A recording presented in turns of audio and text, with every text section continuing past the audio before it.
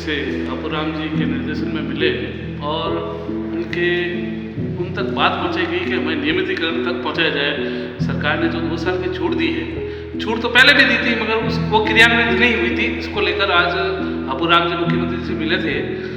उस दौरान विधायक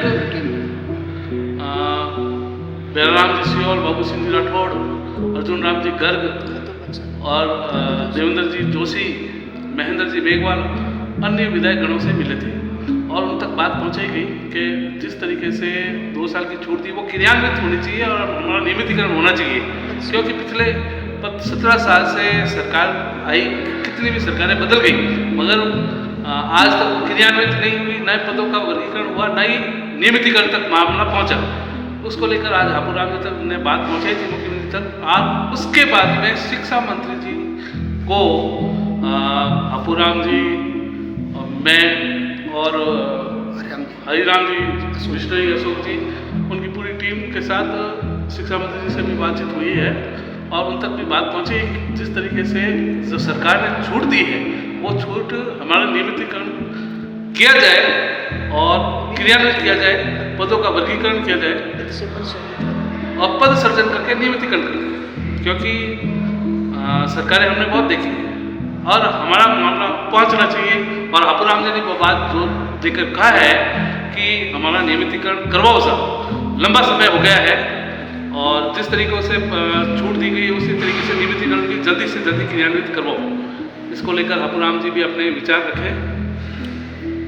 आज नियमितीकरण और संघर्ष की कड़ी को आगे बढ़ाते हुए हमने पहले एयरपोर्ट पर पूरी टीम के साथ में वहाँ मिले और बहुत बढ़िया बात रखी। और उसके बाद में जैसे ही हमें लगा कि भाई शिक्षा मंत्री जी आज प्रेस कॉन्फ्रेंस करने वाले हैं और वहाँ पोलो टेक्निकल कॉलेज में, तो हम यहाँ सभी लोग यहाँ आ गए। यहाँ आने के बाद में प्रेस कॉन्फ्रेंस जैसे ही हुई, जैसे ही वो बाहर निकलने को आए तो हमने शिक्षा मंत्री जी से पूरे सब लोगों ने जवाब तलब किया कि शिक्षा मंत्री जी आपने सभी के लिए बजट में सब कुछ किया, आप बड़ी बड़ी बात की है लेकिन हमारे लिए कुछ भी नहीं किया। जबकि आपने जो एंगल में जो एंगल बनाए हैं, जो नियम बनाए उन नियमों में पूरे हम फिट है, उस नियमों में आ रहे हैं। उसके उपरांत भी हम 24,000 लोगों को आप नियमितीकरण की प्रक्रिया में क्यों डाल रहे हो? और 24,000 लोग आज सर्दियों में, पूरी सर्दियाँ बीकानेर की धरती पर गुजारी है, हम वहाँ पर धरना प्रदर्शन भी कर रहे हैं और उसके बावजूद भी हमारे साथ में इस प्रकार की अनदेखी जो बहुत ही गलत है।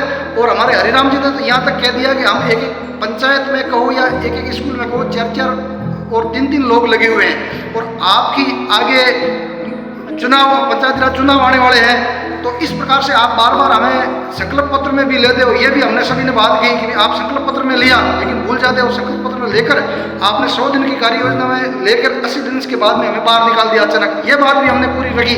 तो शिक्षा मंत्री जी ने कहा कि भाई मेरे सब ध्यान में, सर ध्यान में रखने से काम नहीं होगा, हमारा काम तो आप रुचि लेके करोगे तो ही होगा। और उसके बाद में और भी कई ऐसी इस प्रकार की बातें ही पूरी ठोक बजाकर हमने एक एक विधायक को कही। जैसे बैराराम जी सियोल साहब को कही कि सियोल साहब आप सरकार में मजबूत हो, आप हमारी बात रखो। और माननीय बिलाड़ा विधायक साहब अर्जुन लाल जी को यहाँ भी हम दोबारा कहा तो उन्होंने कहा हमने डिजायर लिख दी। मैंने सब डिजायर से काम नहीं आने वाला। तरुण जी भी ने भी बोला, हरिराम जी ने बोला कि डिजायर से काम चलने वाला नहीं है, काम तो जब आप काम करोगे धरातल पर तब होगा ना।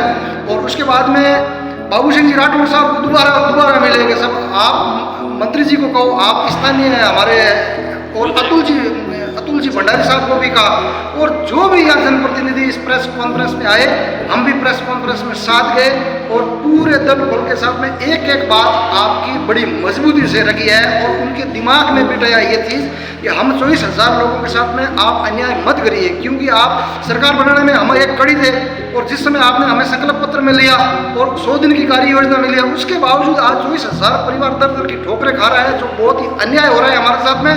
और इसके लिए हमें जो जितने आंदोलन करना पड़ेगा, जो कुछ करना पड़ेगा उस करने के लिए तैयार है। जबकि आगे आपका चुनाव है, चुनाव से पहले आपने संसद के चुनाव आए थे, उससे पहले हमें लॉलीपॉप पकड़ा दिया कि आपका 100 दिन में कर देंगे, लेकिन उसके बाद में अधिकारियों ने हमारे साथ में बहुत बड़ा धोखा किया। जय हिंद, जय संघर्ष। ऑल टीम के लिए थैंक्स। बाबूराम सियाग, तरुण जी चितारा, हरिराम जी और अशोक जी ने पूरी मजबूती से यह बात रखी। जय संघर्ष, जय संगठन।